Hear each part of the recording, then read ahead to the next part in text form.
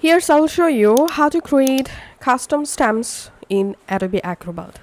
First of all, make sure you have the stamp ready in PDF format. Then go to your Adobe Acrobat and open the PDF in which PDF you want to add the custom stamp.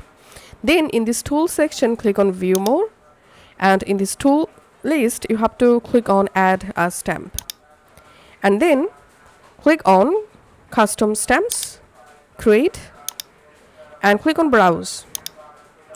Now from your computer, select your custom stamps PDF file and open it, and click on OK. And now click on this category drop down and select a category in which category under you want to save the custom stamps. In my case, I'm selecting here standard business, and here name the stamp, and just click on OK. And that's it. You have successfully created a custom stamps. Now on, whenever you want to use the custom stamps, from all tools select Add a Stamp, and here click on Stamp, select the category. Under the category, select the stamp, and now just add the stamp just like this, and go back from here.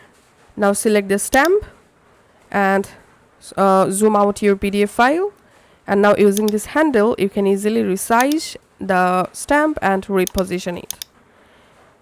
And that's how you can actually add and set up custom stamps.